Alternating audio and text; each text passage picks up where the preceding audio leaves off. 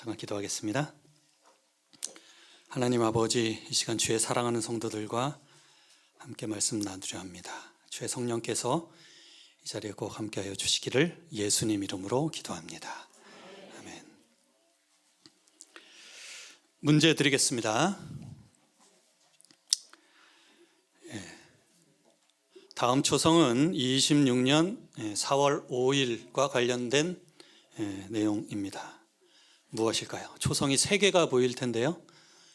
그것과 원래 계획은 그냥 3개 다 하는 걸로 했는데 너무 빡빡할 것 같아가지고 아시면은 번호 외치고 하시면 되겠습니다. 자, 정답은 아니고 손만 들면 됩니다. 우리 저기 시우 옆에 이름이 친구 눈 부리부리 친구 큐 주한이 몇 번? 1번?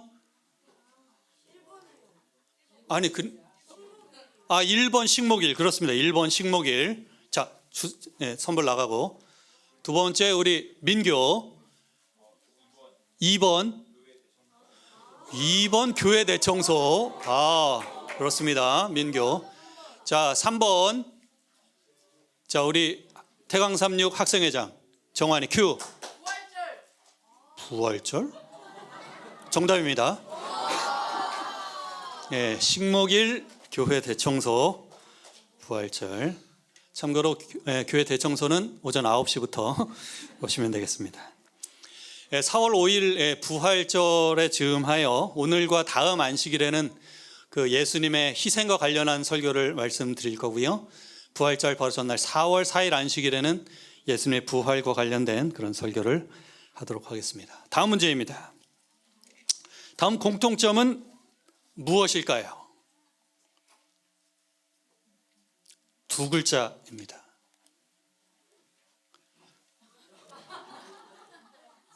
김옥주 집사님.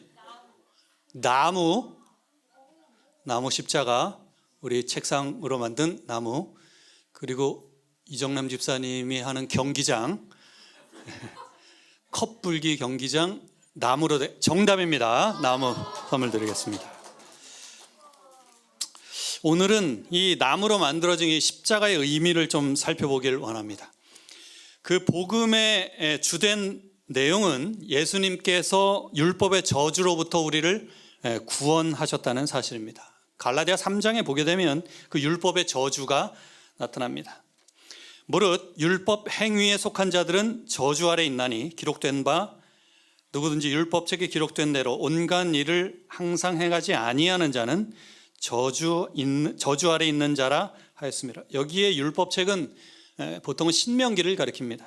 그래서 신명기의 축복과 저주의 장, 저희 신명기 27장과 28장의 내용에 이런 내용들이 나와 있죠. 또 하나님 앞에서 아무나 율법으로 말미암아 의롭게 되지 못할 것이 분명하니 이는 의인이 믿음으로 살리라 하였음이니라. 그 뒤에 이어진 13절의 말씀을 보게 되면 그리스도께서 우리를 위하여 저주를 받은 바 되사 율법의 저주에서 우리를 속량하셨으니 기록된 바 나무에 달린 자마다 저주 아래 있는 자라 하였습니다.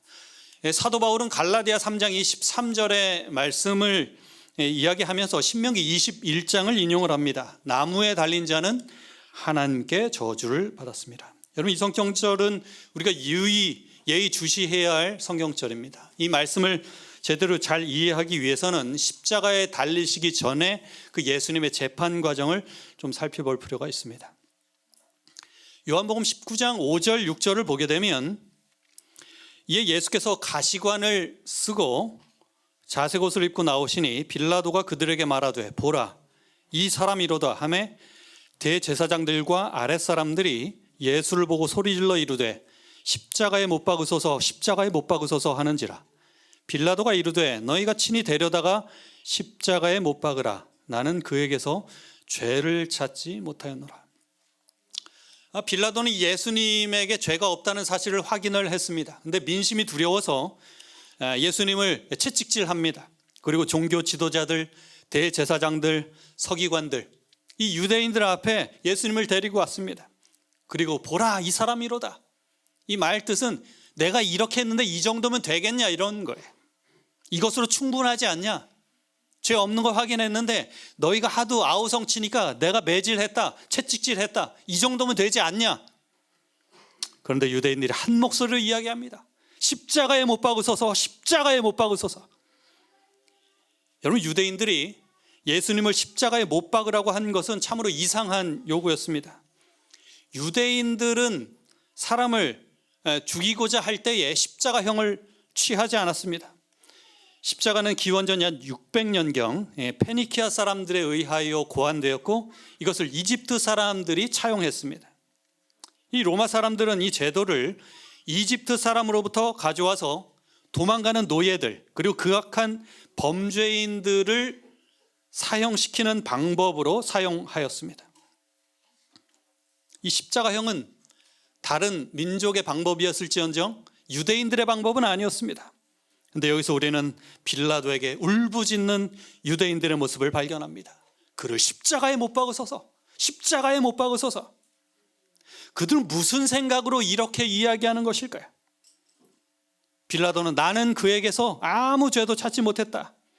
그런데 유대인들이 이야기합니다. 유대인들이 대답하되 우리에게 법이 있으니 그 법대로 하면 그가 당연히 죽을 것은 그가 자기를 하나님의 아들이라 함이니이다. 세 번째 문제입니다. 유대인들이 빌라도에게 말하고 있는 예수님의 죄목은 무엇이었을까요? 초성 없습니다. 요거는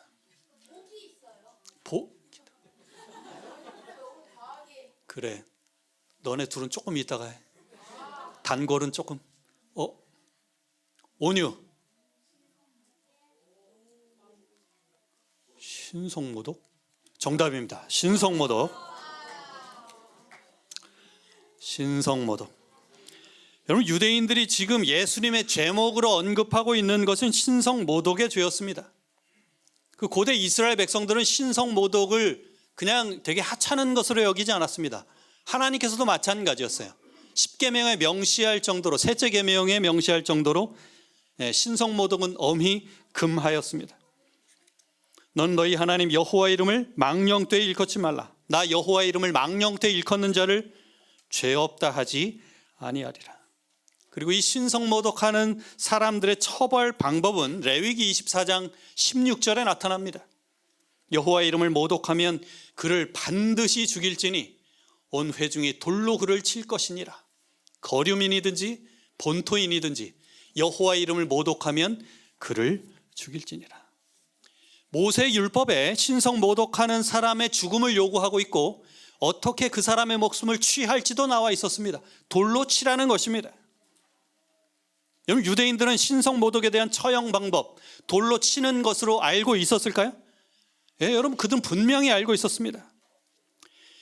유대인들이 예수님께 나와가서 그들의 조상인 이 아브라함과 대조하여 예수님께 질문합니다. 그때 예수님께서 이렇게 말씀하셔요. 예수께서 이르시되 진실로 진실로 너희에게 이르노니 아브라함이 나기 전부터 내가 있느니라. 여러분, 이 선언은 예수님께서 아브라함처럼 시간의 지배를 받지 않는, 시공간의 지배를 받지 않고 시간을 초월하여 항상 존재하시는 분임을 이야기하는 것입니다. 유대인들이 이 이야기를 들었을 때 뭐로 깨달았을까요? 아, 이것은 하나님과 자신을 동등하게 취급하고 있는 것이구나. 신성 모독에 대한 반응을 그렇게 인식했습니다. 그래서 어떻게 하는가? 그들이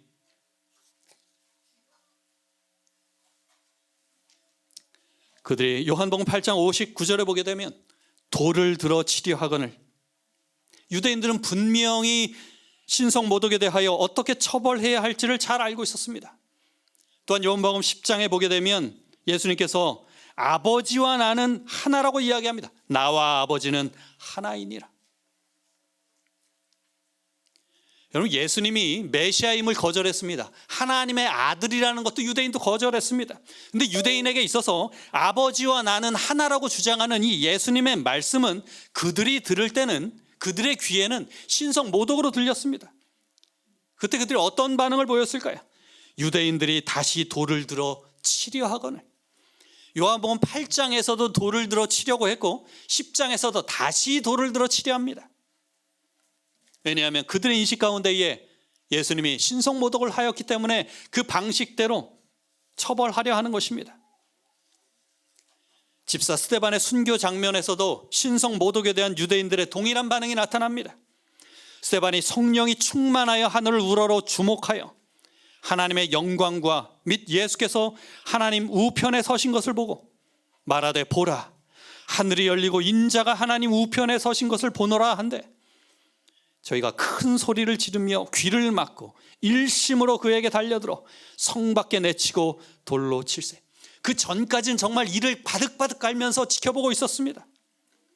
근데 그 56절에 인자가 하나님 우편에 서신 것을 보노라 이 이야기를 듣고 이것이 신성모독이다 결론 짓고 스데반을 돌로 치는 일을 자행합니다. 여러분, 유대인들이 신성모독의 분명한 처벌 방법을 알고 있었음에도 불구하고 왜 요한복음 19장에서 예수님의 죄목을 신성모독이라고 하면서 왜 예수님을 십자가에 못 박으라고 이야기했을까요? 사도 바울은 신명기 21장을 인용하면서 우리에게 그 이유를 제시합니다. 나무에 달린 자는 하나님께 저주를 받았음이니라. 여러분, 유대인들이 예수님을 십자가에 못 박으라고 그렇게 외친 이유는, 그 첫 번째 이유는 예수님이 메시아가 아님을 확증하기 위해서였습니다. 유대인들에게 있어서 십자가형은 나무에 달리는 것과 마찬가지였습니다.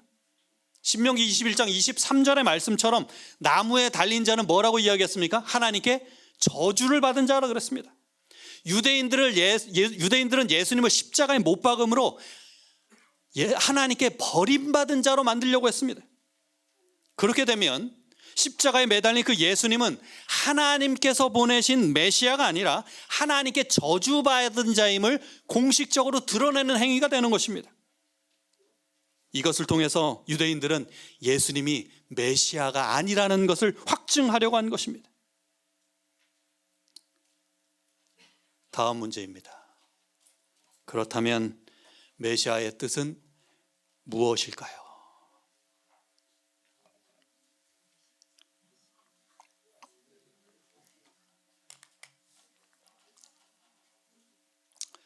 이번에는 어른들께 좀 기회를 드리도록 하겠습니다. 예, 우리 황선한 사모님. 기름 부음을 받은 자. 그렇습니다. 기름 부음을 받은 자. 여러분, 기름 부음을 받았다는 이야기는 하나님께서 특별하게 선택하셨다는 것입니다. 하나님에 의하여 구별된 존재가 되었다는 사실입니다. 여러분, 그렇게 하나님에 의하여 선택되고 하나님에 의하여 구별된 메시아가, 하나님께서 보내신 그 메시아가 하나님의 저주를 받는 존재가 된다는 것은 이거 맞지가 않는 것입니다. 물과 기름처럼, 동과 서처럼 어울릴 수가 없는 거예요. 그렇기 때문에 유대인들은 십자가에 달린 메시아가 공식적으로 그리고 공개적으로 메시아가 아님을 드러내기 위한 것입니다. 그리고 두 번째, 유대인들이 예수님을 십자가에 못 박으라고 외친 이유는 예수님의 영원한 멸망을 위해서 그랬습니다. 여러분, 유대인들은 영혼불멸을 믿지 않았습니다. 영혼불멸 사상은 헬라 철학이에요. 헬라 개념입니다. 헬라의 대표적인 철학자가 소크라테스가 있죠. 이 소크라테스는 청년들을 부패시키고 그리고 신들을 부정한다는 혐의로 누군가가 고소했습니다. 재판에 회부돼요. 그리고 사형 선고를 받습니다. 기원전 399년 4월 27일 그가 독배를 마시고 죽습니다. 그의 나이 71세였습니다. 우리가 흔히 알고 있는 악법도 법이다 하면서 이렇게 멋지게 마신 걸로 아는데 이것은 후대 사람들이 지어낸 이야기입니다. 분명한 것은 소크라테스는 죽음에 대한 특별한 두려움이 없었습니다. 그의 이면에는 이원론 사상이 자리 잡고 있었습니다. 여러분, 헬라에서 본, 헬라 철학이 바라보는 죽음은 영혼과 몸이 분리되어서 영혼만 남는 사건이었습니다. 그들에게 있어서 영혼은 대단히 고귀한 것이고 육은 상당히 저급한 것으로 생각을 했습니다. 인간은 몸이 아니라 영혼이고 이 영혼이 인간의 실제적인 본질이라고 봤습니다.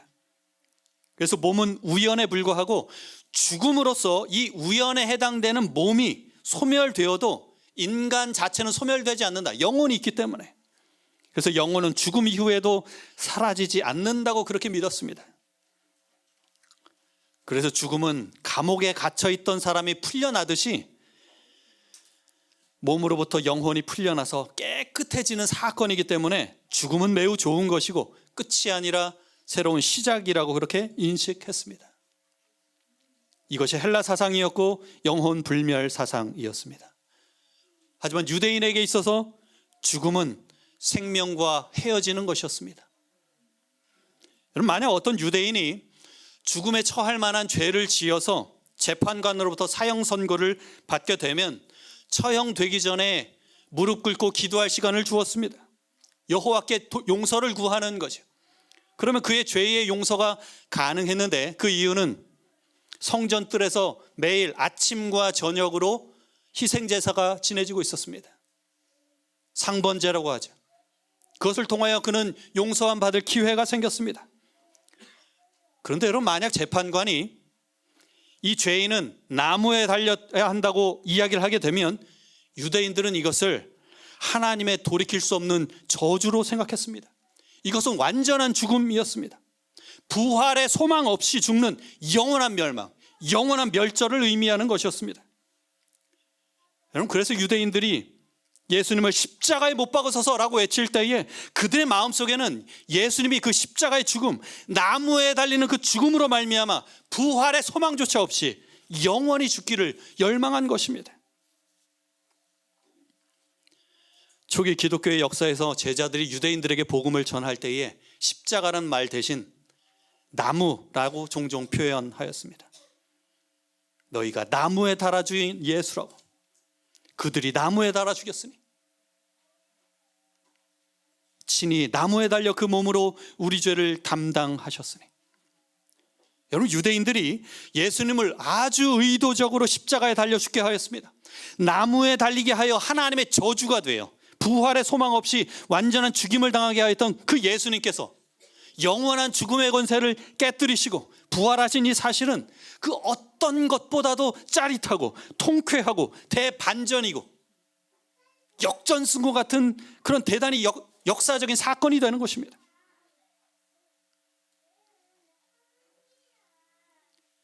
또한 유대인들이 예수님을 십자가에 못 박으라고 그렇게 외쳤을 때에 단순히 그 예수님의 목숨을 빼앗는 것뿐만이 아니라 아주 공식적으로 메시아임을 부정하고 더 나아가서 하나님을 신성모독한 이 예수가 바로 하나님의 영원한 저주가 되도록 하나님께 요청하는 행위였습니다. 이거 그냥 내버려 두시겠습니까? 이거예요. 여러분, 예수님께서 십자가를 지신 이유와 사람들의 오해에 대하여 이사야 53장에 이렇게 얘기합니다. 함께 크게 읽어볼까요? 그는 실로 시작.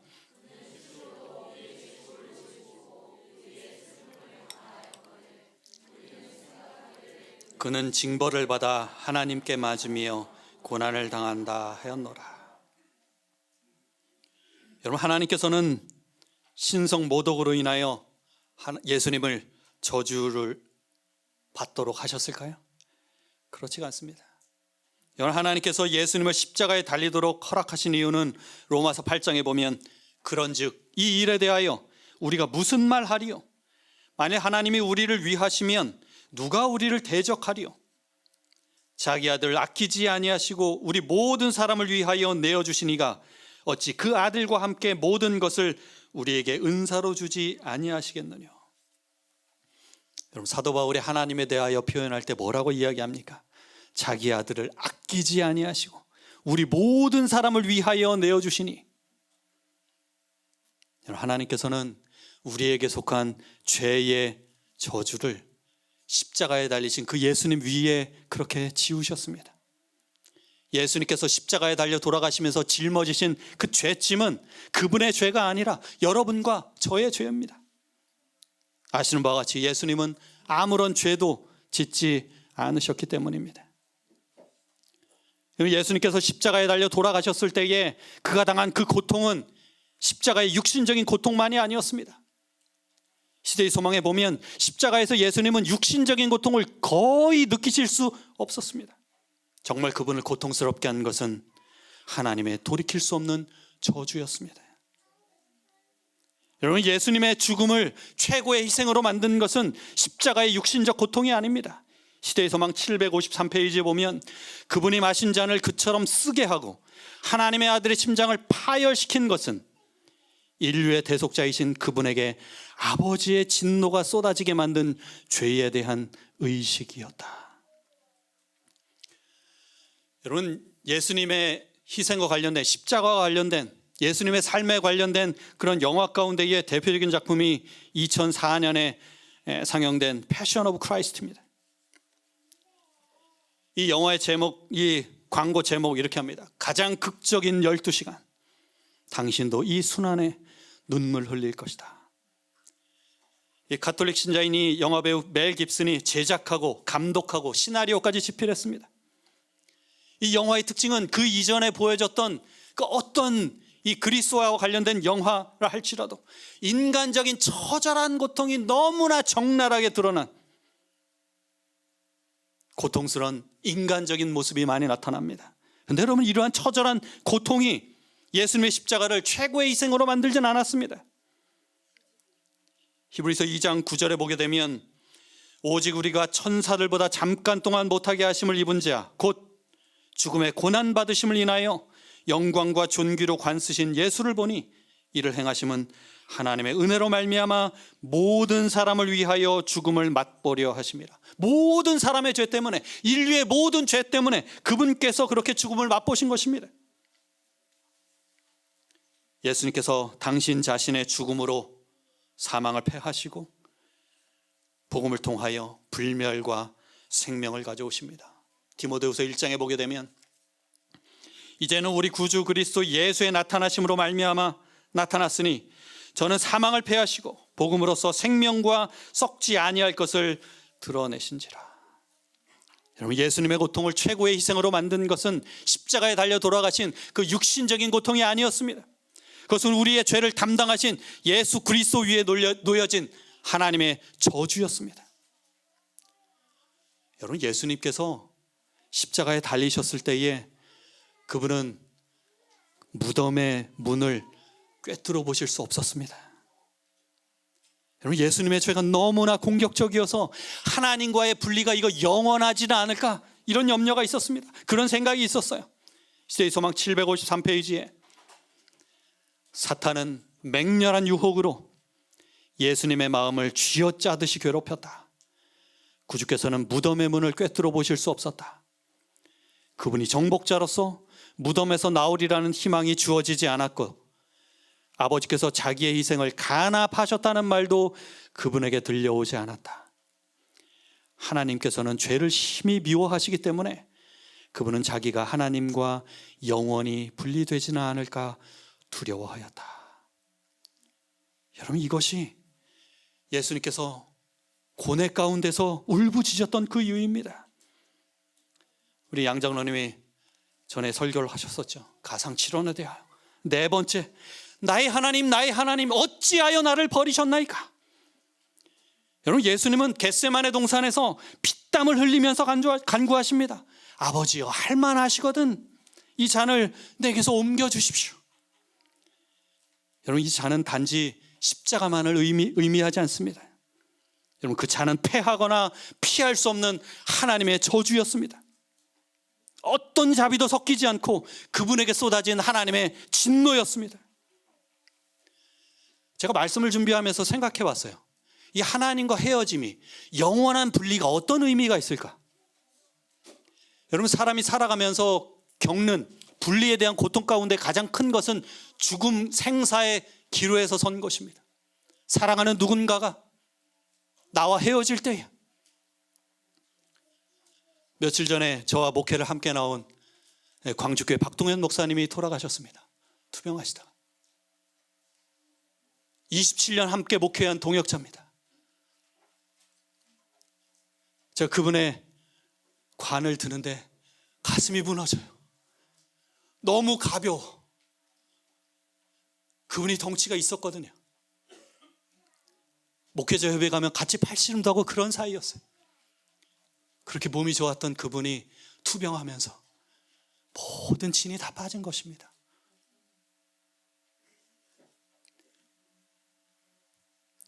여러분, 27년 함께 동거동락하던 가족들, 부모님들 5, 60년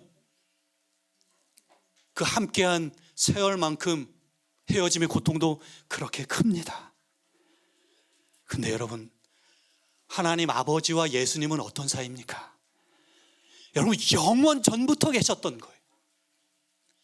100년, 200년이 아닙니다. 수천 년, 수만 년, 얼마나 오랫동안 함께 하셨는지. 근데 그렇게 함께 하셨던 그분과 헤어지는 것입니다. 십자가에 달려서 돌아가시면서는 부활의 소망조차도 희미해졌을 그때, 여러분, 그렇기 때문에 이것이 최고의 희생에 해당되는 것입니다. 예수님의 그 희생이 저주에서 우리를 구원하신 거예요. 예수님께서 우리를 위하여 그 저주가 되시기로 결정하시고 결심하시고 그렇게 매달리신 것입니다. 온 인류의 죄를 짊어지심으로 아버지로부터 버림받으시고 그렇게 십자가에 달리셨습니다. 여러분, 사탄과 그 악한 천사들은 예수님을 십자가에 못 박은 것에 그치지 않고 아주 적극적으로 나섭니다. 그 예수님의 희생이 정말로 아무것도 아닌 것처럼 되게 하기 위하여. 누가복음 23장에 백성은 서서 구경하는데 관리들은 비웃어 이르되 저가 남을 구원하였으니 만일 하나님이 택하신 자 그리스도이면 자신도 구원할지어다 하고 군인들도 희롱하면서 나와 신포도를 주며 이르되 내가 만일 유대인의 왕이면 내가 너를 구원하라 하더라. 그의 위에 이는 유대인의 왕이라 쓴 패가 있더라. 달린 행악자 중 하나는 비방하여 이르되 내가 이 그리스도가 아니냐? 너 메시아 아니냐? 너와 우리를 구원하라. 여러분, 이런 말들은 그냥 어쩌다가 나온 이야기가 아닙니다. 그 배후의 사탄과 그 악한 천사들이 지금 악한 종들과 결탁하여 하는 일입니다. 예수님의 원수들은 그분이 십자가에 달리셨을 때 그분에게 분노를 쏟아부었다. 제사장들과 관원들과 서기관들은 폭도와 연합하여 막 숨을 거두려는 구주를 조롱하였다. 가장 연약해진 그 상태입니다. 사탄과 그의 천사들은 인간의 모양으로 십자가 곁에 나타났다. 완전히 무장 해제된 그 예수님의 상태 가운데에 그들이 완전 무장하고 십자가 곁에 나타난 것입니다. 사탄과 그의 군대들은 제사장들과 관원들과 더불어 협력하고 있었다. 제사장들과 관원들과 바리새인들과 완악한 폭도들은 악마 같은 광폭 가운데 결탁했으며 종교 지도자들도 사탄과 그의 천사들로 더불어 연합하였다. 그들은 그의 명령을 수행하고 있었다. 여러분, 사탄이 예수님의 귀에 속삭이는 것입니다. 야, 내려와. 지금 뭐 하는 거야? 너 스스로를 구원해. 너가 십자가에 달려 죽는다고 이들이 알 것 같아? 널 십자가에 못 박은 사람들이야. 왜 이러한 어리석은 죽음을 하려고 하는 것이야? 여러분, 예수님께서는 십자가에서 가장 중요한 진리를 나타내셨습니다. 당장이라도 예수님께서 십자가에서 내려와서 당신 자신을 구원할 수 있었지만 자기 자신과 세상을 함께 구원할 수는 없었습니다. 하나만을 선택해야만 했어요. 그래서 그분은 십자가를 선택하셨습니다. 나는 이들을 살리기 위하여 내 몸을 던질 것이다. 우리 안교 우리 이명준 교수님이 말씀하셨죠. 로마서 5장 8절에 우리가 아직 죄인 되었을 때에 그리스도께서 우리를 위하여 죽으심으로 하나님께서 우리에게 대한 자기의 사랑을 확증하셨느니라. 여러분, 십자가에서 예수님께서는 당신 자신보다도 우리를 더 사랑하신다는 것을 보이셨습니다. 여러분, 십자가에 달린 이분이 바로 우리가 경배하는 하나님이십니다. 십자가에 달린 이분이 바로 모든 인류의 구주이신 예수님이셔요. 십자가에 달린 이분이 바로 우리의 구주이신 예수님이시고 십자가에 달린 이분이 바로 나의 구주이신 예수님이십니다. 여러분, 이 땅에 죄인 나 혼자 존재했다면 예수님께서 오셨을까요? 오셨을 거라 그랬습니다. 그 한 사람을 위해서라도 오셨을 것이라고. 그분이 바로 내 구주가 되시는 예수님이십니다. 그 예수님께서 율법의 저주로부터 우리를 그렇게 구속하셨어요. 로마서 10장 4절에 보면 그리스도는 모든 믿는 자에게 의를 이루기 위하여 율법의 마침이 되시니라. 율법을 완성하신 것입니다. 여러분, 우린 기억해야 돼요. 우리의 구원이 절반 정도는 하나님의 은혜에 의하여, 또 절반 정도는 우리의 행함으로 인하여 얻어진다. 결코 그렇지 않습니다. 100% 다 하나님의 은혜로 이루어집니다. 에베소 2장 8절에 너희는 그 은혜에 의하여 믿음으로 말미암아 구원을 받았으니 이것은 너희에게서 난 것이 아니요 하나님의 선물이라. 그 다음 뭐래요? 행위에서 난 것이 아니라 그랬습니다. 이는 누구든지 자랑하지 못하게 함이라. 여러분, 구원받음으로 자랑할 사람은 아무도 없습니다. 거저 주신 거예요. 놀라운 희생에 따른 결과로 그것이 우리에게 주어진 것입니다. 목사와 교육자에게 보낸 거면 456페이지에 보면 믿음으로 말미암는 칭의란 무엇인가? 그것은 인간의 영광을 티끌 속에 내던지고 인간이 스스로의 힘으로는 할 수 없는 것을 인간을 위해 행하시는 하나님의 역사이다. 여러분, 우리의 구원은 오직 은혜로만 이루어집니다. 이 사실을 사도 바울과 화해 부인이 분명하게 이야기하였습니다. 예수님의 십자가의 희생과 그분의 죽으심, 그것을 통하여 우리가 구원을 받았습니다. 거기에 우리가 행위를 통하여 뭔가 더할 것은 아무것도 없습니다. 뭔가 더하려고 하지 마세요. 이 진리를 거절하는 것에 대한 위험성이 갈라디아 5장 4절에 기록되어 있습니다. 율법 안에서 의롭다함을 얻으려 하는 너희는 그리스도에게서 끊어지고 은혜에서 떨어진 자로다.